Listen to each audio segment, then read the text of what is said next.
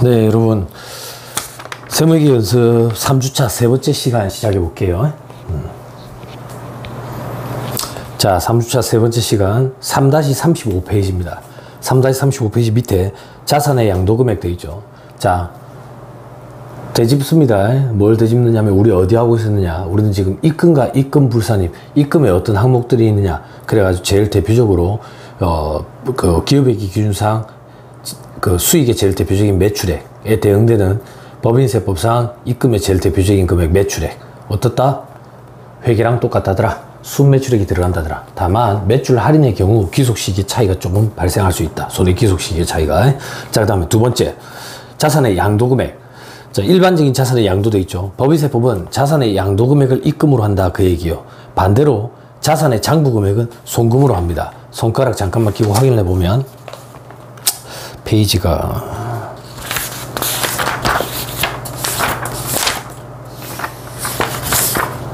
자, 손가락 잠깐만 끼고 3-61페이지 3-61페이지 3-59페이지 봅시다. 그냥 나중에 가서 볼 거니까 3-59페이지 3-59페이지에 4번의 송금의 범위에 동그라미 2번 양도한 자산의 양도 당시의 장부가액 요건 송금이다. 양도가액은 입금이다 돼 있죠. 다시 돌아오세요. 자, 다시 돌아와가지고 괄호 1번에 일반 자산의 양도에 세법상 처리 봅시다. 세법상 처리. 자산을 양도한 경우에는 다음과 같이 처리한다. 종회법의 논리다 이렇게 돼 있죠. 그죠? 그래서 아무튼 양도가액을 입금으로 보고 장부가액을 송금으로 본다더라. 이때 장부가액은 아직 공부 안 했지만 뒤에 가서 공부할 거지만 세법을 공부하고 있으니까 무조건 세법상 장부가액이다. 세법상 장부가액이라는 얘기는 회계상 장부가액에 유보나 마이너스 유보가 있으면 그걸 가감한 금액, 그걸 세법상 장부가액이라 하더라. 그게 송금이 된다. 자, 그 다음 세무조정 여부 돼 있죠. 결산상 당기순이익과 세법상 소득 간의 차이가 있는 경우면 세무조정을 한다. 세무조정을 한다. 자, 밑에 별표시 2번에 사례 돼 있죠. 사례. 이 사례는 우리가 지난 시간에 미리 이걸 땡겨와 가지고 했었어요. 그래서 유보 잔액 회계상 장부가액에 유보나 마이너스 유보를 가감해서 세법상 장부가액이 된다더라. 그래서 유보나 마이너스 유보는 차기 이후에 반드시 반대의 세무조정을 거쳐서 소멸, 추인하게 된다. 근데 그게 1년 뒤가 될 수도 있고 100년 뒤가 될 수도 있다. 그래서 언제 소멸할지 모르기 때문에 별도의 서식에 기재해가지고 관리를 한다더라. 그 서식을 우리는 자본금과 적립금 조정면에서 을표라고 그랬다. 아무튼 그 금액을 가지고 을표에 있는 유보자득 금액을 가지고 세무상 자본을 계산해보는 서식, 그게 자본금과 적립금 조정면에서 갑표라고 그랬다. 갑표 됐죠? 그리고 소멸, 추인할 때 유형이 여러 가지가 있는데 제일 대표적인 게 자산을 처분할 때 처분 시 추인되는 경우를 봤다. 처분할 때 유보잔액에 처분 비율만큼 곱한 금액을 추인한다더라. 됐죠? 그 정도 보면 안 되겠습니까? 자, 다음 페이지 자기주식의 양도 돼 있죠. 자기주식의 양도. 자기주식은 기업회계, 회계기준상으로는 미발행 주식으로 보니까 자본 항목에서 차감한다. 즉, 자기주식의 취득은 자본 조정으로 잡았었죠. 중급회계 시간에 공부했었을 거예요. 자기주식 취득하면 자본 조정으로 봤었다고. 자본 조정. 그럼 처분은 어떻게 하느냐? 처분은 자본거래로 봐가지고 똑같이 자기주식 처분이 자기주식 처분 손실을 자본 항목으로 봤었죠. 그죠? 소각도 자본거래고 기억이 날란가?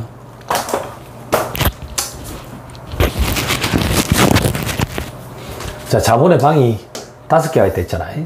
1번 자본금, 2번 자본잉여금, 3번 자본조정, 4번 기타 포괄소득 2개, 5번 이익잉여 이런 것들이 있다고. 그죠? 그때 자기주식을 취득해. 자기주식은 자본조정 항목이 됐다고. 자기주식을 처분해. 자기주식 처분하면서 처분 이익이 생기면 그건 자본잉여금이었죠. 자기주식 처분 이익. 자기주식 처분 손실이 생기면 자본조정이었죠. 자기주식 처분 손실. 소각은 뭔데? 감자를 얘기하는 거예요. 감자.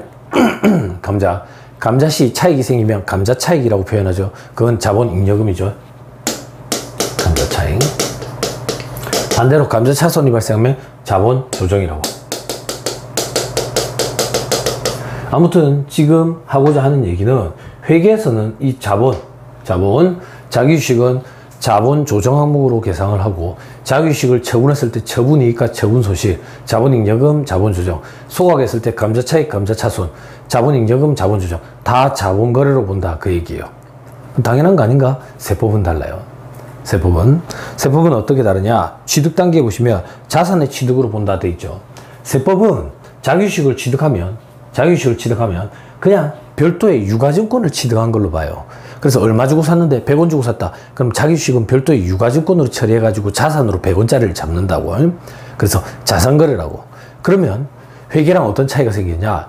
이 자기주식은 세법에서 일반적인 유가증권으로 보기 때문에 이걸 처분하거나 나중에 처분을 하게 되면 양도가액은 입금, 자산의 양도니까 장부가액은 손금 이렇게 잡는다고. 그럼 결국에는 플러스가 되는 자기주식 처분이익은 입금 항목으로 들어가고 자기주식 처분 손실은 손금 항목으로 들어간다고. 즉 손익거래다 그 얘기예요. 이걸 세법에서는 손익거래로 본다고. 근데 회계에서는 자본거래로 봐가지고 분계를 끊었죠. 그래서 세법과 차익이기 때문에 손익의 차이가 생기기 때문에 세무조정 사항이 발생한다 그 얘기예요. 자, 그러면 자기 주식을 소각하는 것에 대해서는 세법상 입장이 어떠냐? 똑같이 회계랑 똑같이 감자차익, 감자차손으로 잡는 자본거래로 본다. 즉 회계와 세법은 자기 주식을 취급할 때 좀 다르다. 회계는 자기 주식을 자본 조정 항목으로 보고 처분도 자본 그리고 소각도 자본거래로 본다. 근데 세법은 자기 주식의 취득은 일반적인 유가증권의 취득으로 보고 처분은 자기 주식의 처분, 유가증권의 처분으로 봐서 손익거래로 보고 그리고 한마디로 하는 거 소각은 똑같이 자본거래로 본다더라.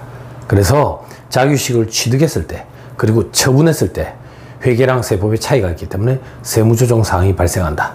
상법도 회계랑 입장이 같습니다. 상법도 회계랑 입장이 같고 세법이랑은 입장이 달라요.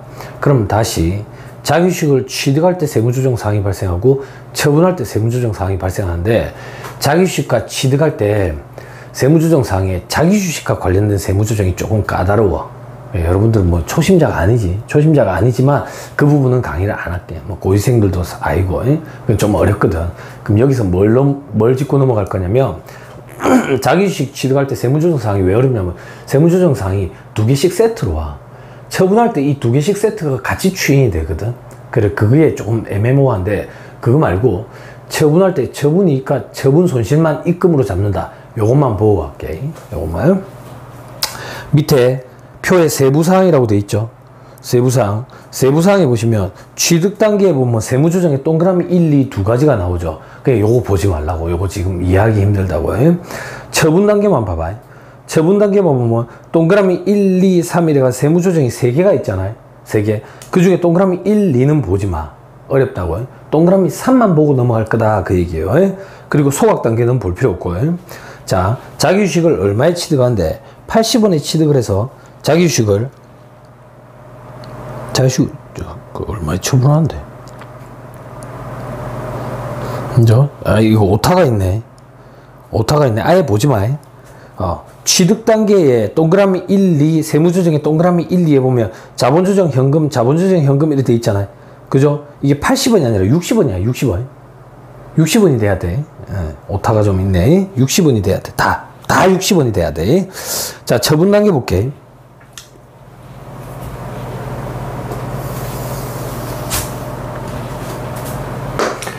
회사가 자기 주식을 한 주를 60원에 취득했다고요.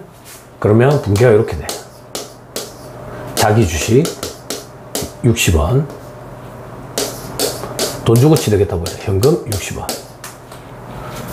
세법상 분계라는 건 존재하지 않지만 존재한다고 가정을 하면 어떻게 되느냐? 똑같다. 자기 주식 60원 현금 60원. 근데 차이점은 뭐냐? 회계에서는 이걸 자본 조정으로 처리하거든. 근데 세법에서는 이걸 일반적인 자산으로 본다고. 그래서 여기서 세무조정이 2개가 나와. 2개가 나오는데 이거는 건너뛰자고 그냥 생략하자고. 어려우니까. 자, 이제 이걸 처분을 할 거야. 얼마를 받고 처분하는데 80원을 받고 처분한다고. 그러면 분계가 이렇게 된다. 현금 80원 대변에 자기주식을 처분했으니까 자기주식이 없어져. 80원, 60원. 그러면서 자기주식 처분이익이 20원이 생긴다. 세법상 붕괴라는 건 존재하지 않지만 개념상의 붕괴가 존재한다면 이렇게 될 거다. 현금 80원 들어왔다. 자기주식 60원짜리 나왔다. 그리고 자체이익이 처분이익이 20원이 발생했다. 됐나요? 됐죠? 자, 그럼 차이점이 뭐냐? 회계에서는 이 자기 주식을 자본 조정 항목으로 본댔다고. 그리고 이 자체이익을 자본 거래로 본댔다고. 그래서 자본 잉여금으로 처리해. 근데 세법은 이 자기 주식을 그냥 자산으로 처리한댔다고. 그래서 여기서 발생된 처분이익은 요거는 입금 항목이 돼. 입금 항목. 됐나요? 자, 그럼 세무조정이 몇 개가 생기는데 요거와 관련돼 가지고 세무조정이 2개가 나오고 요거와 관련돼서 세무조정이 1개가 나와. 근데 요것도 건너뛰자고. 이런 것들 건너뛰고 우리는 요것만 살펴볼 거라. 요것만. 됐죠? 자, 다음 페이지에 가지고 해볼게. 결국 세무조정은 회사가 계상한 수익과 비용, 세법상 입금과 송금의 차이를 했다고.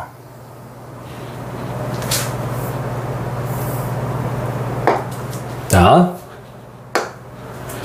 회사가 계상한 수익과 비용이 있느냐? 아까 분기를 보면 회사가 계상한 수익과 비용은 없어. 다 자본잉여금, 자본잉여금 처리했다고.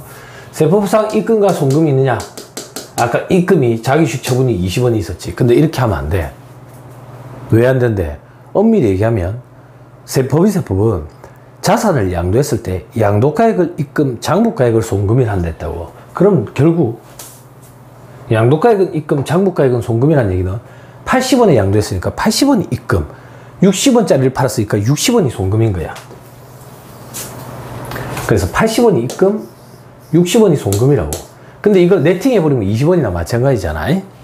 그죠? 그래서 이해를 돕기 위해서 네팅해서 요 20원과의 차이를 바로 조정해 볼게. 바로 조정해 볼게. 입금 산입시켜야 되죠.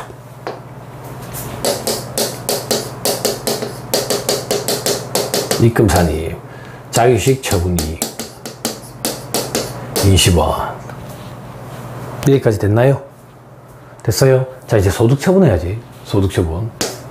입금 산입, 송금 불산입에서 올 수 있는 소득 처분 3가지. 돈이 밖으로 빠져나간 게 있느냐? 없다. 없다. 회사 내부에 남아서 자산과 부채의 차이를 일으키냐? 일으키거든. 일으키는데 아까 생략한 2개의 세무조정이 있었지. 거기서 이미 조정이 끝나. 그거 생략하기로 했잖아. 그죠? 그래서 이것도 저것도 아니네? 기타. 일단 요렇게 해도 돼. 우리 지난 시간에 3-18페이지 밑에 괄호 2번에 있는 특례에서 본 것처럼 자본 항목, 자본잉여금, 이익잉여금, 그리고 자본조정, 기타 포괄소득 누계 이런 항목들이 대변에 있으면 무조건 입금, 산입, 기타 하고 하랬지. 대변에 있네. 입금, 산입, 기타 하고 한다고. 여기 자체 입금, 산입, 기타 하고 한다고. 그러면 입금, 산입, 기타라는 세무조정이 이렇게 온다고. 그리고 추가적으로 세무조정이 필요하면 해야 되는데 추가적인 세무조정이 존재하거든. 그런데 아까 말씀드린 것처럼 생략한 그 2개 세무조정에서 추가적인 세무조정이 이루어지는데 우리는 그걸 건너뛰기로 했다. 어렵다. 됐습니다. 그 정도 보면 됩니다. 자, 밑에 3.3에 자산의 평가손익에 대한 세법의 처리. 자산 평가손익에 대한 세법의 처리 원칙 미실현 손익이므로 인정 안 한다 돼 있죠. 자, 법인세법은 항상 같은 입장이에요. 어떤 입장인데 미실현 손익이란 얘기. 실현이 안 됐다고. 그래서 법인세법은 이 얘기예요. 어쩌라고 그래서. 실현이 됐냐고. 실현이 안 됐잖아. 근데 회계에서는 왜 그걸 인식을 하는데? 회계는 합리적이거든. 회계는 합리적이라고. 미실현된 손익에 대해서도 인식을 한다고. 뭘 좀 보여줘 볼까? 회계에서 재평가 잉여금 계상하는 거 있었지. 그죠? 예를 하나 들어볼까? 토지 100원짜리를 하나 취득했어. 100원짜리를. 근데 X 2년도 중에 이걸 150원에 처분을 해. 그럼 처분이익이 50원이잖아요. 그죠? 근데 회계에서는 그 얘기 하는 거야. 야, X 2년도 중에 갑자기 100원짜리가 150원이 된 건 아니지 않느냐. 그게 무슨 말인데. 매년 조금씩 값어치가 올랐을 거 아이가. 값어치가. 이걸 처분하는 시점에 다 손익으로 인식하는 건 좀 그렇지 않잖아. 합리적인 의사결정이 가능할 수 있도록 정보를 우리가 공개해 주자. 어떻게 공개해 줄래? 이미 이 X 1년도 초에 샀던 100원짜리 토지가 X 1년도 말 시점이 됐을 때 이미 120원 정도 올라가 있었다고. 그럼 20원만큼 기분이 좋잖아. 이걸 처리하는 게 재평가 잉여금이었지. 재평가 회계 처리. 됐나요? 그럼 이 20원이라는 재평가 잉여금 실현이 된 거냐고. 실현이 안 됐지. 실현은 언제 되는데 손익이? 처분하는 시점에 실현이 되는 거지. 그래서 이 미실현된 손익을 어떻게 나타낼까 하다 보니까 기타 포괄손익이라는 거에 나타나게 되고, 당기 손익에다가 기타 포괄손익을 가감해서 총 포괄손익이라는 걸 나타내는 포괄손익계산서가 도입이 된 거지. 된다요? 자, 그럼 세법으로 돌아오자. 세법은 그런 거 관심 없다 그 얘기예요. 팔았냐고. 안 팔았잖아. 그럼 실현이 안 됐지. 근데 무슨 손익을 인식해? 전부 다 부인시킵니다. 법인세법은 미실현 손익을 원칙적으로 인정하지 않아요. 그럼 우리는 지금부터 뭘 공부할 건데? 예외적으로 인정해 주는 걸 봐야 되겠지. 그죠? 자, 첫 번째. 괄호 1번에 예외적으로 평가 이익 플러스 되는 걸 입금으로 인정하는 경우가 있다. 어떤 경우냐? 자, 보험업법이나 기타 법률에 따른 유무형자산 등의 평가 이익. 보험업법이나 기타 법률에 따라 유무형자산을 평가를 해가지고 평가 이익을 계상했다고. 요거는 법인세법상 미실현됐지만 입금으로 인정을 해준대. 그럼 입금으로 인정해주는 이유가 뭐냐? 옆에 화살표 보면 돼 있죠. 다른 법과 충돌을 방지하기 위함이라고 돼 있죠. 그죠? 자, 이게 무슨 말인데? 보험업법이 뭔데요? 나 관심 없어. 몰라, 나도. 보험쟁이를 안 해가지고.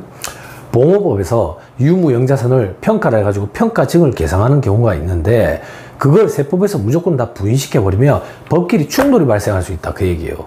그래서 세법에서 그 보험업법을 수용을 해서 보험업법 기타 법률에 따라 가지고 유무형자산을 평가증을 한 경우에 그 평가증한 금액을 법인세법에서도 인정을 해주겠다. 그 얘기예요.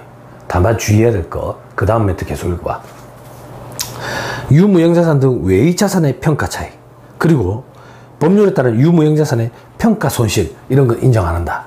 유무형자산 말고는 안 돼. 그리고 평가 손실도 인정을 안 해. 평가 이익만 인정을 해준다. 됐죠? 독특한 겁니다. 꼭 기억하세요. 자, 다음 페이지. 평가 손실을 손금으로 인정하는 경우도 있죠. 평가 손실을 손금으로 인정하는 경우에 구분해 보면 유형자산 있고 재고자산 있고 유가증권이 있어요. 자, 지금 이 단계에서는 유형자산만 보고 넘어갈 거예요. 재고자산과 유가증권은 6절의 자산부채의 평가라는 파트에 실려 있어요. 거기서 할 거예요. 자, 유형자산만 보자. 유형자산의 평가는 원칙적으로 원가평가다. 원가평가가 무슨 말이냐?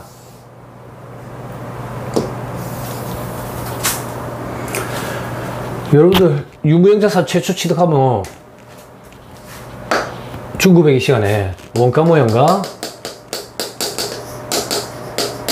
재평가 모형 중 하나를 선택해서 분류별로 적용이 가능했었지. 분류별로. 그런데 법인세법은 이런 거 인정 안 해준다고 해. 무조건 원가 기준이다. 원가 모형이 원칙이다. 원가 모형이. 그러면 최초에 취득했을 때 그 취득원가, 즉 역사적 원가 그대로 장부에 달아줘야 된다고. 회계 시간에 그런 거 공부했죠. 우리가 장부의 역사적 원가로 계상할 수 있는 근거가 되는 것은 계속기업의 가정이라는 가정 때문이다. 그죠? IFRS 국제회계 기준에 회계의 가정이 있는데 아직도 일반 기업 회계 기준에는 회계의 가정이 여러 개가 있어. 그런데 그게 수년에 걸쳐서 개정이 되면서 빠져나가가지고 현행 국제회계 기준에는 계속기업의 가정, 회계의 가정은 그거 하나밖에 없다. 과거에는 뭐 기업 실체의 가정, 기간별 보고의 원칙 뭐 이런 것들이 있었는데 이런 거 다 없어지고 이제 계속기업의 가정 그거 하나 남았다더라. 아무튼 자, 근데 옆에 평가 손실을 손금으로 인정하는 특례가 있죠. 평가 손실을 계상하려 하면 손금으로 인정해주는 특례 규정이 있대. 어떤 경우냐? 천재지변, 화재, 법령에 의한 수용, 채굴 예정량의 체진으로 인한 폐광으로 계상한 평가 손실이 있으면 이거는 예외적으로 그 손실 금액을 인정을 해서 송금으로 처리해 주겠다. 천재지변, 화재, 법령에 의한 수용, 채굴 예정량의 체진으로 인한 폐광. 됐죠? 이런 것들 사유에 해당이 돼야 된다. 자, 그런데 밑에 별표시 1번, 표 밑에 별표시 1번. 송금 인정받으려면 평가 손실을 반드시 감액 사유가 발생하는 사업연도의 손비로 계상해야 하는 특별한 결산 조정 사항이다. 자, 이건 도대체 무슨 말이냐? 아까 평가 손실을 송금으로 인정하는 특례, 평가 손실을 인정받으려면, 송금으로 인정받으려면 어쨌든 결산 조정 사항이라고 돼 있네. 어쩌고 저쩌고. 결산 조정 사항은 우리 앞에서 감가상각비 가지고 살짝 맛을 봤잖아. 손비로 계상을 해가지고 다시 단기에 법인세법상 송금으로 인정을 받고 싶으면 결산서상 손실 또는 비용으로 계상을 해야 되는 항목들만 우리는 결산조정 항목이라 했다. 그래서 이 결산조정 항목은 손비로 계상을 하면 인정을 받고 계상을 안 하면 인정을 못 받고, 그럼 인정을 못 받는 부분은 내년에 계상을 하면 인정을 받을 수가 있었지. 그래서 손익의 귀속 시기를 우리가 임의로 조절할 수 있는 그런 특징이 있었다. 그러면 우리가 이 화재, 천재지변, 화재, 법령에 의한 수용, 채굴 예정의 체진으로 인한 폐광으로 인한 평가 손실을 올해 인정받고 싶으면 올해 그 일이 발생했을 때 결산서에 계상하면 인정을 받겠네. 그게 결산 조정 사항이지. 근데 올해 화재가 발생을 했는데, 천재지변이 발생을 했는데 이 평가 손실을 내년에 송금으로 인정받고 싶대. 그러면 내년에 손실 또는 비용으로 계상을 하면 인정받을 수가 있겠지. 왜? 그게 결산 조정 사항에 부합하는 논리지. 그런데 방금 멘트에 뭐라고 돼 있었냐면 희한한 말이 있다고. 감액 사유가 발생한 사업연도에 결산서상 손비로 계상해야지만 인정을 받는 특별한 결산 조정 사항이라고 돼 있었다고. 감액 사유가 발생한 사업연도, 올해 화재가 발생했대, 천재지변이 발생했대. 그럼 평가 손실을 인정받고 싶으면 올해 계상을 해야 된다, 그 얘기야. 교수님, 결산 조정 사항은 송금으로 인정받는 사업의 귀속 사업연도를 임의로 조절할 수 있잖아요. 임의로 조절할 수 있다는 얘기는 내년에 인정받고 싶으면 내년에 결산서에 내년에 결산서에 계상을 하면 되는 거 아닙니까? 맞다니까. 그게 결산 조정 사항의 원칙이야. 그런데 방금 이 평가 손실을 송금으로 인정하는 특례는 감액 사유가 발생한 사업연도에 결산서에 손비로 무조건 계상해야지만 인정을 받는 특별한 결산 조정 사항이래. 아, 독특하네. 이거는 결산 조정 사항이라서 우리가 손실 또는 비용으로 계상을 하긴 해야 되는데 무조건 감액 사유가 발생한 사업연도에만 인정받을 수 있다고. 됐죠? 됐죠? 됐습니다. 그 정도 하죠. 밑에 재고자산 유가증권은 보지 마세요. 저 뒤에 하다가 앞으로 다시 돌아옵니다. 됐죠? 넘어갑니다. 자, 3.4에 3-38페이지 3.4에 자산 수증이익과 채무 면제이익이라 됐죠. 그죠? 자산 수증이익과 채무 면제이익. 자, 회계 처리해 보시면 자산이 증가하면서 자산 수증이익이 발생했다. 부채가 감소하면서 채무 면제이익이 생겼다. 자산 수증이익, 채무 면제이익 전부 다 입금 항목이라고. 자산 수증이익 공부했죠? 그죠? 중급회계 시간에 했을 거예요. 중급회계 시간에. 피드백이 없어서.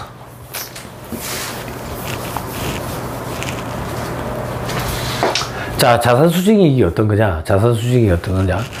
자, 예를 하나 들어볼게요. 요즘에 사업이 잘 안 돼가지고 참 어렵습니다. 사업이 잘 안 돼가지고 참 어려운데 월세 내고 나니까 남는 것도 없는 거야. 월세는 또 비싸가지고. 그래서 요즘 스트레스 많이 받아가지고 몸도 안 좋은데 아침에 일어났는데 아버지랑 같이 식사를 해. 오랜만에 아버지랑 같이 식사하는데 아버지가 그러는 거야. 아, 요즘에 얼굴이 왜 이래 까칠하냐. 아, 아버지 뭐 사업이 안 돼가지고 죽겠는데 뭐 임대료 주고 나니까 남는 게 없어요. 그랬더니 아버지가 그러는 거야. 혹시나 뭐 도움이 될지 모르겠는데 내가 시골에 저기 땅이 하나 있는데 그건 이 땅 갖다가 사업하는데 갖다 써라. 그 뭐 땅이 얼만데 500억. 500억인 거야. 500억. 그게 자산 수증이익이라고. 그럼 분기를 끊으면 이렇게 되지. 자연의 자산. 뭐, 토지라고 써도 되고, 그죠? 대변은 자산 수증 이익, 이렇게 하는 거지. 이렇게 하는 거지. 그죠?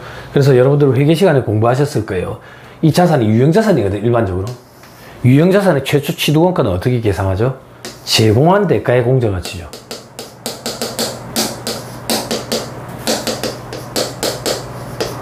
제공한 대가의 공정가치로 인식을 하죠. 그럼 제공한 대가가 뭔데? 내가 아버지한테 이 땅을 받고 나서 제공한 게 뭐냐고. 나는 아버지한테 마음을 제공을 했지. 마음. 이렇게 해야 되나? 이렇게. 네. 이렇게. 마음.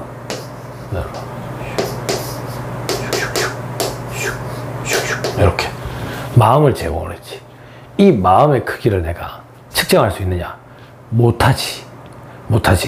그러면 마음의 크기를 측정할 수 없으니까 자산 수증이익도 0이고 해당 자산의 취득원가도 0이다 라고 주장하시는 교수님들이 아직도 우리나라에 계세요. 그럼 뭐가 맞고 뭐가 틀린데? 뭐가 맞고 틀렸다라는 게 있겠어요? 현 시대 상황, 지금 현 시대 상황에서는 이렇게 처리를 안 해요. 근데 이렇게 주장하시는 교수님들이 아직도 계시다고, 전국에. 됐죠? 그러면 현 시대 상황에서는 대다수는 어떻게 하느냐? 제공한 대가의 공정가치로 인식하는 게 자산의 최초 취득원가인데, 이런 경우에는 마음의 원가를 계산을 못하니까 이 자산의 자체 공정가치로 인식을 하지. 그게 500억이래. 그럼 이렇게 하는 거지. 원래는 1번, 2번 순으로 계산을 하는데, 이런 경우에는 1번, 2번 순으로 계산을 한다. 순서가 달라진다. 그 얘기죠. 요게 여러분들 유형자산 파트에 있는 거죠. 그죠? 무상수증한 거에 자산수증이익에, 자산수증이익을 계산할 때 무상수증한 유형자산의 취득원가는 자체 공정가치로 한다. 이런 거 공부했을 거예요. 됐죠? 자, 이제 법인세법 영역으로 넘어갑니다. 법인세법 영역에서는 뭐가 관심사인데, 이 자산수증이익이 생기면 이걸 어떻게 처리할 거냐, 그 얘기요. 뭘 어떻게 처리해? 요거는 당연히 법인세법상 입금에 해당합니다. 입금에 해당한다는 얘기는 요만큼 과세소득을 증가시켜서 요 중에 일부는 법인세로 빠져나가게 되겠죠. 그걸 공부하는 거예요. 채무면제이익은 뭔데? 내가 원래 채무가 있었는데 그걸 면해줬대. 그게 채무면제이익이야. 네, 그 정도만 합시다. 다음에 출자전환 얘기 나오면 조금만 해줄게. 회계에서 여러분 다 공부했겠지만. 아무튼 채무면제이익도 입금이다. 내가 갚아야 될 채무를 면해준 거니까 법인세법상 입금에 해당한다. 입금에. 자, 자, 밑에 별표시 1번에 자, 자산수증이익의 자산은 증여에 의해서 취득한 자산을 세법에서는 시가로 평가한다 되죠. 증여가 뭔데? 증여가, 자, 증여와 양도는 다른 거야. 양도. 소득세법 이런 과목을 공부할 때 해봤는지 모르겠는데, 양도란 거는 자산의 사실상 유상 이전을 양도라 그래. 다시, 양도라는 거는 자산의 사실상 유상 이전을 양도라 그래. 그럼 반대로 증여는 뭔데? 자산의 사실상 무상 이전을 증여라 그래. 자산의 사실상 무상 이전. 그럼 즉 자산을 무상 이전을 했는데 가액은 얼마로 측정을 할 거냐? 그 시점에 시가로 한다. 세법에서는 공정가치 이런 표현 안 해. 회계에 나오는 표현이야. 공정가치는. 세법에서는 시가라고 한다. 시가. 됐죠? 자, 그 정도 봅시다. 다시 위에 3-38페이지 괄호 1번에 표로 다시 갑시다. 그래, 알겠어. 자산수증이익과 채무면제이익을 법인세법에서는 입금으로 처리한대. 입금으로. 다만 밑에 2월 결손금 보전에 충당한 금액은 입금 불산입 해주겠대. 이유는 자본 충실화 목적이래. 이게 도대체 무슨 말일까? 이게 무슨 말일까? 이 얘기예요.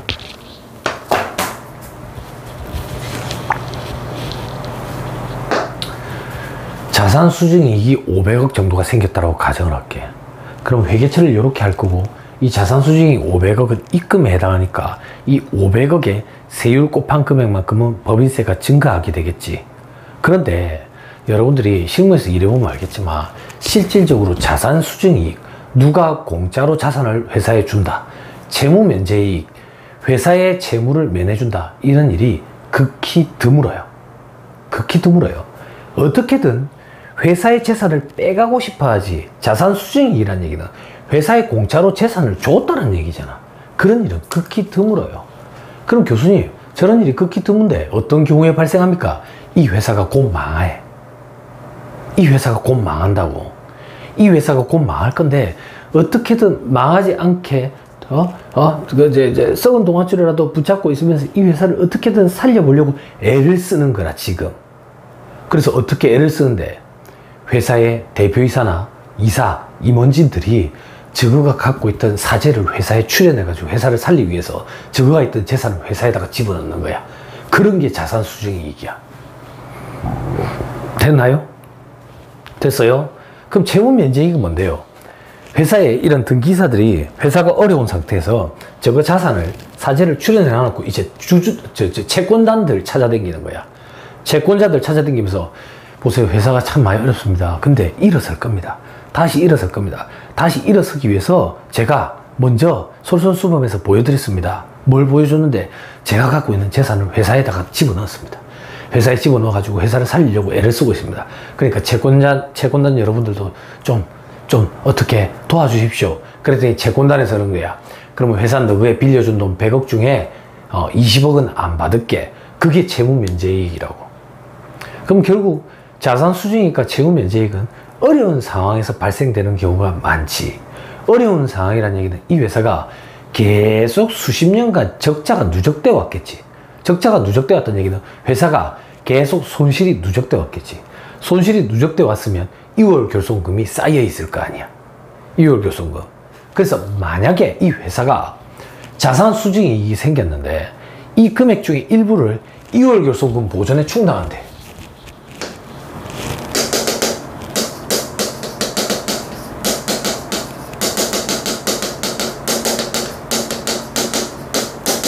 이월 결손금 보전에 어떻게 충당하는데, 2월 결손금 만약에 100억이 있대. 그럼 자산 수증이 500억 중에 100억을 2월 결손금에다가 갖다 집어넣어가지고 결손금을 없애는 거지. 그렇게 하면 그 2월 결손금에 보전한 금액 있죠. 그 보전한 금액만큼은 입금 불산입 해주겠다고. 그리고 소득세보다 무조건 기타. 그럼 봐봐. 회사 입금이 500억에서 100억이 줄어드니까 400억으로 줄어들지. 그죠? 그럼 세부담도 줄어들겠지. 살아남으려고 되게 애를 쓰는 망해가는 기업들을 지원해주기 위한 목적이야. 다시. 그런 회사들은 자산 수준이니까 채무 면제익이 세기였을 때 2월 결손금 보전에 충당을 하면 충당한 금액만큼은 입금 불산입 기타로 해가지고 보전에 충당한 금액만큼은 입금으로 산입시키지 않겠다. 입금 불산입시키겠다. 됐죠? 됐습니다. 거기서 조금만 더 해야 돼요. 조금만 더 해야 되는데, 밑에 3-38페이지 표 밑에 별표시 2번 밑에 별표시 2번 밑에 주 해가지고 박스 있죠. 주 해가 박스. 보전 대상 2월 결손금의 범위 돼 있죠. 이건 무슨 말인데, 우리 앞에서 2월 결손금 잠깐 봤지. 2월 결손금은 제가 15년 동안 2월 공제 가능하다 했지. 2020년부터 발생한 거는. 그 이전은 10년 동안 2월 공제하고 2008년까지 발생분은 또 5년 동안 2월 공제한다 했잖아. 요런 걸 우리는 발생연도에 제한이 있는 2월 결손금이라 하거든. 발생연도에 제한이 있는. 자, 그럼 밑에 다시 보전 대상 2월 결손금의 범위는 동그라미 1번 발생연도에 제한이 없는 세법상 2월 결손금이래. 그러면 이걸 가지고 충당할 수 있는 이 2월 결손금은 10년, 15년, 5년 이런 거 필요 없다 그 얘기예요. 100년 전에 발생한 2월 결손금도 다 충당이 가능하다. 됐죠? 계속 읽을게요. 으로써 공제되지 않고 단기로 2월 된 거, 그거야 당연하지. 작년에 이 2월 결손금 공제해버렸대. 그럼 2월 결손금 없어진 거잖아. 거기다가 어떻게 충당을 해? 당연한 얘기지. 아직까지 남아있는 거, 그거에다가 충당을 하는 거지. 자, 밑에 동그라미 2번에 신고하지 않았더라도 보전 대상 2월 결손금을 인정하는 것. 이건 무슨 말이냐면, 우리가 법인세 신고를 해가지고 각 3년도 소득금액이 마이너스여야지 우리는 이걸 결손금, 세법상 결손금이라고 얘기하고, 이 세법상 결손금을 자본금과 적립금 조정면에서 가표에다가 기재를 해서 수년간 누적된 데이터를 가지고 수년간 관리요금에서 데이터가 누적돼 가는 거지. 누적돼 가는 거지. 그런데 신고하지 않았더라도 2월 결손금이 있었다라고 법인세 신고를 안 했대. 그럼에도 불구하고 추후에 결손이 있었다라는 사실이 확인이 된다면 공제를 해주겠대. 과거에는 이런 규정이 없었어. 이게 규정 들어온 지 3, 4년밖에 안 됐어. 어떤 경우냐? 동그라미 1번. 첫 번째 점. 회생계획 인가 결정을 받은 법인의 결손금으로서 법원이 확인한 것. 기업 개선 계획의 이행을 위한 약정이 체결된 법인으로서 금융 채권자 협의회가 의결한 결손금. 뭔 소린지 모르겠어. 뭔 소린지 모르겠지만 그냥 뉘앙스가 되게 어려운 회사인가 보네. 되게 어려운데 어떻게든 회생해 보려고 되게 애를 쓰는 회사인데 결손금이 있다라고 신고를 안 했나 보네. 근데 법원이나 채권단에서 결손금이 있었구나 과거에 라고 확인을 해줬네. 그럼 이 결손금에도 자산수중이익을 충당할 수 있다 그 얘기예요. 됐죠?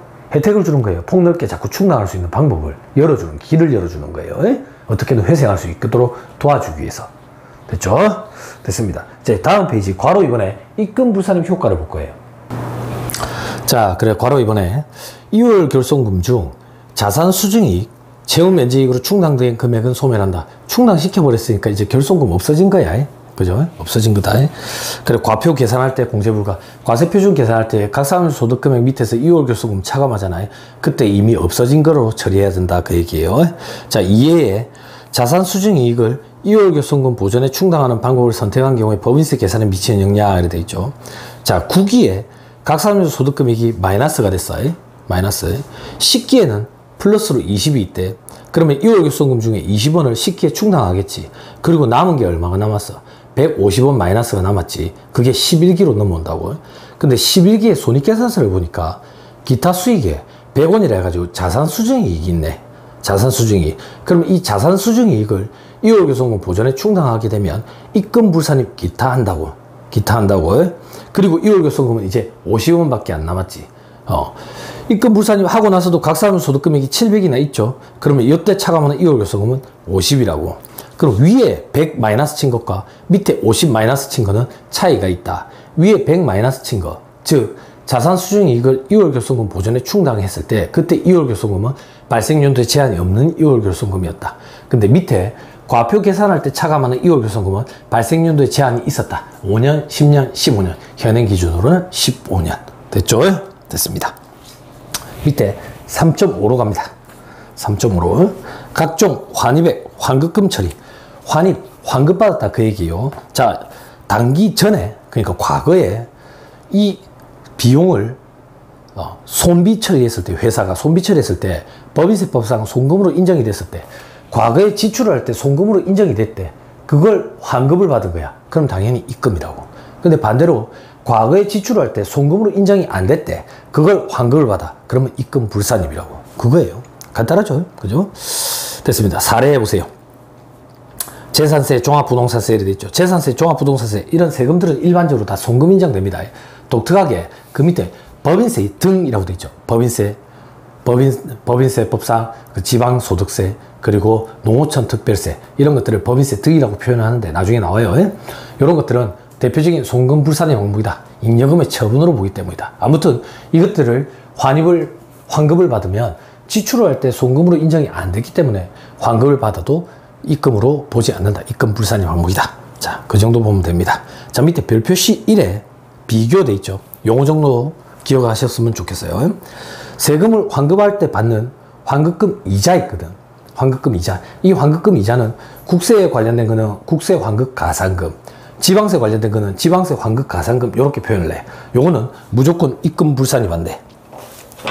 자, 이게 무슨 말이냐면 과거에 내가 세금을 냈어. 세금을 냈는데 세금을 과오납했다라고 얘기해요. 과오납. 잘못해서 많이 냈다고. 100원을 냈어야 되는데 80원을 낸 거야. 잘못해서. 그러면 20원만큼 나중에 돌려받겠지. 돌려받을 때 내가 20원이라는 금액이 한동안 장기간 동안 묶여 있었잖아요. 그래서 환급을 받을 때 거기에 이자 정도를 책정을 해가지고 붙여줘 줍니다. 그러면 그 이자 책정한 거는 법인세법은 순자산 증가설, 포괄주의 과세 원칙이 입각해 있으니까 그것도 입금으로 봐가지고 과세해야 되는 게 아니냐. 맞아. 논리상으로 맞아. 논리상으로 맞는데 그거 얼마 되겠어. 안 그래요? 이자만 얼마 되겠어? 그것까지 입금으로 봐가지고 과세하는 데는 너무 그 인력 소모가 크다 그 얘기예요. 과세행정 절차에 소모도 크고. 그래서 그거는 그냥 조세 정책적인 차원에서 그냥 다 입금 불산 시켜버리자 그 얘기예요. 다시. 환입이나 환급받은 금액은 지출할 때 송금이었으면 환입받을 때도 환급받을 때도 입금, 송금 불산입이었으면 입금 불산입. 다만 거기에 붙는 환급금 이자는 무조건 입금 불산입. 됐죠? 됐습니다. 넘어갑니다. 자, 다음 페이지 3.6 자산을 시가보다 저가로 매입한 경우에 세법에 처리되어 있죠. 자산을 시가보다 저가로 매입한 경우에 세법에 처리. 중요합니다. 3주차 강의 여기까지만 할 거예요. 간주임대료부터는 다음 주 할 거예요. 간주임대료는 제가 별도 서식을 또 하나 보여줄 거예요. 그죠? 이제 서식을 하나씩 보여주기 시작하게 됐네요. 그죠? 자, 3-40페이지 3.6에 중요합니다. 자산을 시가보다 저가로 매입한 경우에 세법의 처리, 원칙, 그대로 인정, 세무조정 불필요라고. 봐봐. 이렇게 생각하면 돼. 자산을 시가보다 저가로 매입해야 돼. 법인 너가 뭐 하는 데인데? 장사하는 데지. 장사하는 놈들이 물건을 비싸게 팔고 사올 때 싸게 사오면 잘한 거지. 안 그래? 영리를 추구하는데 자산을 시가보다 저가로 사왔더니 싸게 사왔네. 잘했다고. 손댈 게 없어. 그래서 그대로 인정돼. 원칙적으로. 다만 특례에 다음 요건을 모두 충족을 하게 되면 시가에서 매입가액을 입금으로 시가에서 매입가액 차감한 걸 입금으로 간주하면 돼 있죠. 자, 어떤 거냐? 유가증권을 특수관계 있는 개인으로부터 시가보다 저가로 매입한 경우, 이 경우에는 자산의 취득원가는 시가가 되고 시가와 매입가액 차액을 입금으로 간주함. 그래서 책에 따라서 실무책에서는 뭐 간주 입금 이렇게 표현된 책도 있다. 다시 장사하는 놈이 자산을 시가보다 저가로 사오면 싸게 사왔으니까 잘했네. 다만 유가증권을 특수관계 있는 개인으로부터 시가보다 저가로 매입한 경우에는 차액을 입금 산입한다. 불이익을 주겠다. 그 얘기예요. 왜 그러냐?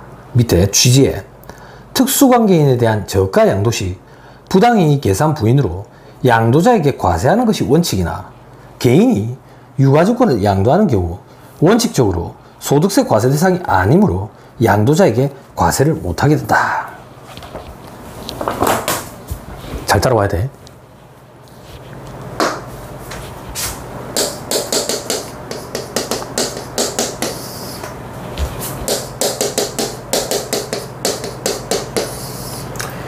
양도자와 양수자가 있다고. 부당이익 계산 부인이라는 거 물론 이제 법인세법 강론 시간에 공부했겠지만 모른다고 보고 그냥 할게요. 양도자와 양수자가 거래를 하는데 팔고 사고 거래를 하는데 어떻게 거래를 하냐면 시가는 10억이야. 시가는 10억이라고. 근데 거래는 얼마에 했냐면 6억에 한 거야. 6억에. 그럼 봐봐요. 양도자 입장에서 10억짜리를 6억에 팔았으니까 저가 양도가 되지.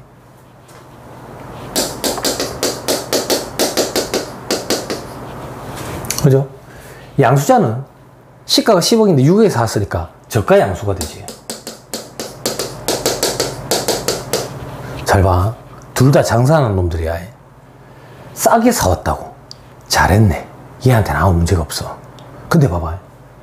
얘는 싸게 팔았다고. 장사하는 놈이 10억짜리를 6억에 팔았다고? 바보냐고? 바보가 아니더라 그 얘기예요. 그건 뭔데? 도둑놈이더라 그 얘기예요. 왜 도둑놈인데? 알고 봤더니 이 둘 사이에 특수관계가 있더래.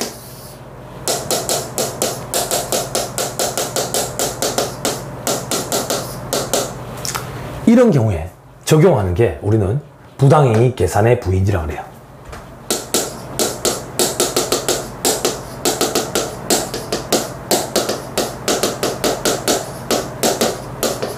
부당이익 계산의 부인은 좀 가서 볼 거야. 부당이익 계산의 부인은 특수관계인 사이에 조세부담을 불법적으로 감추기 위해서, 조세부담을 낮추기 위해서 이런 거래를 행하면 부당한 행위, 너그 둘 사이에 일어난 부당한 행위로 인한 그 계산금액 6억 이걸 부인하겠다 그 얘기예요. 다시 특수관계 사이에 조세부담의 부당 회피 목적으로 이런 거래를 했을 때는 너그 둘 사이에 일어난 부당한 행위로 인한 계산금액 6억을 부인하겠다. 그럼 6억을 부인하겠다는 얘기는 뭔데? 너그 둘 사이의 거래가 6억이 이루어졌지만 세법상으로는 10억이 이루어진 걸로 보겠다. 시가로 평가하겠다. 이게 부당이익 계산의 부인 골자예요. 그러면 조금만 보고 가자. 손가락 끼고 3-202페이지 3-202페이지 3-202페이지 부당이익 계산의 부인 돼 있죠. 그죠? 자, 적용 요건에 다음 두 가지 요건을 모두 충족하는 경우 그 행위나 너 그 둘 사이 일어난 그 계산 금액을 부인하고 소득 금액을 시가에 의해서 다시 계산하는 거, 이게 부당이익 계산의 부인이다. 요건이 어떻게 되는데? 동그라미 1번 특수관계자 사이의 거래여야 돼. 그리고 동그라미 2번 그 거래로 인해서 법인의 조세 부담을 부당하게 감소시켜야 돼. 밑에 간편정의라고 돼 있죠. 나의 손해를 통해서 특수관계인에게 부당한 이익을 줬다. 내가 싸게 팔아가지고 나는 손해를 보면서 특수관계인한테 부당하게 이득을 줬다고. 이런 경우에는 너 그 둘 사이 일어난 부당한 행위로 인한 계산금액 6억을 부인하고 시가에 따라가지고 10억에 따라가지고 다시 소득금액을 재계산하겠다. 그래서 책에 따라서는 소득금액의 재계산이라고도 부르기도 해요. 이런 걸 부당이익 계산의 부인이라고 얘기한다. 그러면 특수관계가 있다 없다 범위는 어떻게 따지느냐? 밑에 표 밑에 박스 1번 자, 범위에 동그라미 기억 임원의 임면권의 행사. 임원의 임면권의 행사라는 얘기는 임원을 뽑기도 하고 자르기도 하고 절대적인 권력을 갖고 있네. 그죠? 그러면 특수관계가 있는 거야, 서로의. 동그라미 니은에 소액주주 등이 아닌 주주, 일반적으로 말하는 대주주, 와 그 친족들도 다 포함해서. 동그라미 기억도 임원의 임면권의 행사, 그리고 법인 경영에 대해서 사실상 영향력을 행사할 수 있다고 인정되는 자와 그 친족. 그리고 동그라미 디귿의 첫 번째 점, 법인의 임직원, 동그라미 디귿에 자 및 이들과 생계를 같이 하는 친족, 법인의 임직원, 다 같이 묵고 사는 사람들. 요 정도만 합시다. 임원을 자를 수도 있고 뽑을 수도 있고, 그리고 내 친척들, 그리고 사실상 영향력을 행사할 수 있다고 인정되는 자와 그 친족들, 그리고 회사의 임직원들, 그리고 친족들은 다 한 덩어리, 저끼리 같이 짜고 치는 고스톱을 칠 수 있다, 그 얘기예요. 그래서 저끼리 짜고 치는 고스톱으로 10억짜리를 6억에 거래한 걸로 거래만 그렇게 기재를 해놔놓고 서로 간에 조세 부담을 부당하게 회피하면서 나는 손해를 보는 것처럼 이렇게 표기해놔놓고 상대방에게 부당한 이익을 주는 거. 그때 그 행위로 인한 계산 금액 6억을 부인하고 세법에 따른 금액 10억으로 재계산하겠다. 소득금액에 재계산하겠다. 이게 부당이익 계산의 부인이라고. 그러면 어떻게 되느냐? 얘가 6억에 팔았잖아요. 만약에 이 장부가액이 얼마 있다라고 볼게. 만약에 5억이라고 볼게. 그럼 5억짜리를 6억에 팔았으면 얘는 이익이 1억이잖아요. 그걸 부인하고 10억에 판 것처럼 재계산한다고. 그러면 얼마가 남았는데? 5억이 남았지. 그래서 얘한테 5억에 대해서 과세를 해버려. 요렇게 불이익을 준다고. 제재를 가한다고. 이게 부당이익 계산의 부인이야. 됐나요? 됐죠? 다시 돌아오세요. 자, 자산을 시가보다 저가로 매입한 경우에 세법이 처리 보고 있었어요. 3-40페이지. 특례에 보면 유가증권을 특수관계 있는 개인으로부터 시가보다 저가로 매입한 경우로 돼 있죠. 잘 봐봐. 이제 바꿔볼게. 이게 개인이야. 나는 법인이야. 특수관계가 있어요. 특수관계에 있는 개인으로부터 이게 유가증권이래 또.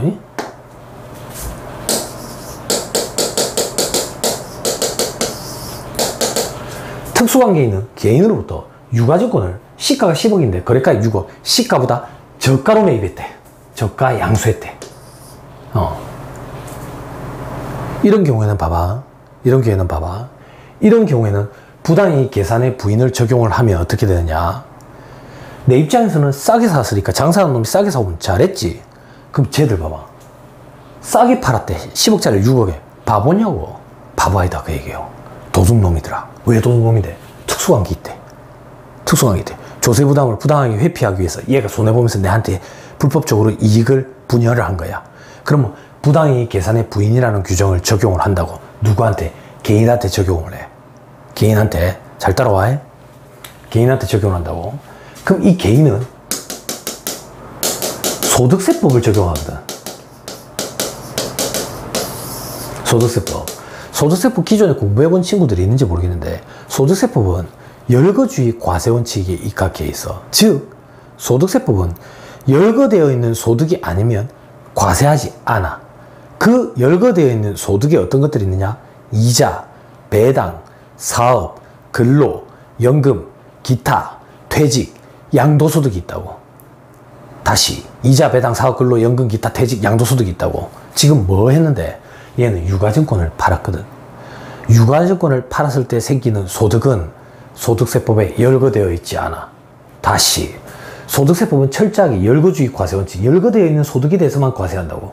다시 얘기하면 유가증권, 양도소득은 열거되어 있지 않으니까 과세를 하지 않아.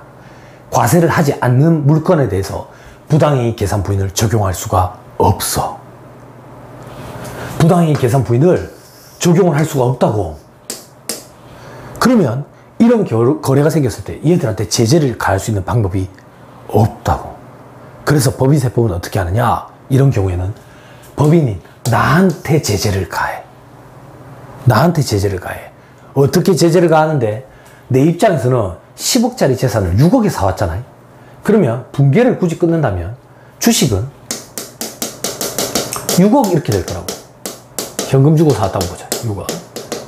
그런데 법인세법에서 이런 경우에, 어떤 경우? 특수관계 있는 개인으로부터 유가증권을 시가보다 저가로 양수한 경우에는 어떻게 하라고 되어 있느냐? 시가와 거래가액과의 차이를 입금 산입시키래.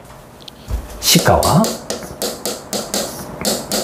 거래가액 차이를 입금 산입시키래. 시가는 10억, 거래가액은 6억. 차이가 얼마죠? 4억이죠. 이걸 입금 산입시키래. 입금에 산입시키래. 됐나요? 그럼 세무조정 해볼게. 세무조정하면 이래 된다고. 입금 산입 4억, 소득처분은 유보 이렇게 돼요. 교수님, 입금 산입, 송금을 산입해서 올 수 있는 소득처분 3가지. 돈이 밖으로 빠져나가겠느냐? 사유출. 회사 내부에 남아서 자산과 부채의 차이를 일으키냐? 유보. 이것도 저것도 아니면 기타. 근데 이거 왜 유보입니까? 주식의 취득원가에다가 엎어. 그러면 주식의 취득원가에다가 엎으면 결론적으로 주식의 취득가액은 10억으로 바뀌는 거예요. 됐나요? 됐어요? 그러면 내 입장에서 4억이라는 세부담, 4억이라는 입금이 증가하니까 그게 따르는 세부담이 증가하게 되겠지. 이렇게 제재를 가하는 거예요. 다시 특수관계 있는 개인으로부터 유가증권을 시가보다 저가로 매입해온 경우에 장사하는 놈이 저가 양수하면 잘했다. 반대로 장사하는 놈이 싸게 팔았대. 도둑놈이더라. 도둑놈이더라. 그럼 얘들한테 부당이익 계산의 부인을 적용을 해야 되는데, 소득세법은 철저하게 열거주의 과세원칙이 입각해 있기 때문에 얘들한테 제재를 가할 수 있는 방법이 없어서 반대로 사원, 법인이 내한테 제재를 가한다. 어떻게 제재를 가하느냐? 이런 경우에는 시가와 거래가액과의 차이 4억 원을 입금에 산입하고 유보로 소득처분한다. 그러면 결론적으로 주식, 취득한 주식의 취득가액은 6억이 아니라 10억으로 바뀐다. 이게 골자다. 다시 특수관계 있는 개인으로부터 유가증권을 시가보다 저가로 매입한 경우에 시가와 취득가액, 거래가액 차이는 입금에 산입한다. 소득처분은 유보. 그래서 주식의 세법상 취득가액에 가산을 시켜서 주식의 세법상 취득가액은 결국 시가인 10억으로 만들어버린다. 됐습니까? 됐죠? 아유, 참 어렵습니다. 됐죠? 자, 하나만 더 합시다. 하나만. 밑에 3.7. 3.7. 자, 동업기업 과세 특례를 적용받는 동업기업으로부터 배분받은 소득금액 또는 결손금 처리되어 있죠? 요거만 하고 끝냅시다. 요것도 좀 기억을 했으면 좋겠어요.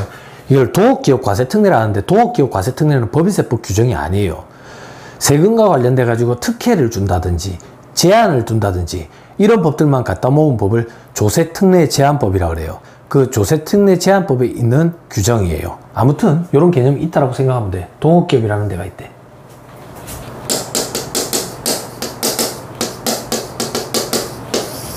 동업기업에서 소득금액이 100원이 있대. 그러면 동업기업 단계에서 세금을 과세하는 게 아니야. 과세하지 않고 동업기업에 보니까 동업자가 A, B 둘인 거야.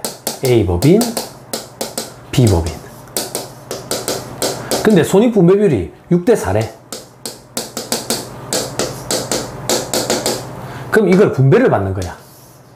60원, 40원 이렇게. 그리고 이 A법인, B법인은 또 타소득이 있을 거 아니에요.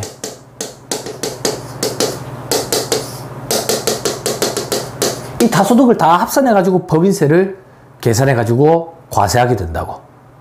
신고 납부하게 된다고. 그때 지금 보는 건 뭐냐? 동업기업 단계에서는 과세하지 않은 소득 금액에 대해서 소득 분배 비율에 따라서 분배받은 60원과 40원, A법인, B법인, 동업기업 입장에서는 이게 다 입금이라고. 각각 다 입금이라고. 왜? 우리 지금 입금 항목화가 하고 있잖아.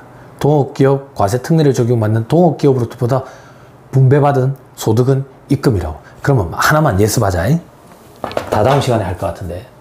반대로 만약에 동업기업이 소득 금액이 마이너스 결손이 나버렸어. 그럼 그 결손도 분배를 받아. 마이너스 60원, 마이너스 40원 이렇게. 그러면 분배받은 이 결손금은 송금이 되겠지. 동업기업 단계에서는. 됐나요? 동업자들 입장에서는. 됐죠? 분배받은 거. 그게 플러스면 입금. 분배받은 거. 마이너스면 송금이다. 됐죠? 됐습니다. 자, 3주차 강의는 요 정도 하시죠. 요 정도 하시고 다음 시간 되면 간주임대료를 좀 하겠습니다. 강의 듣느라고 고생 많았습니다. 수고하셨습니다.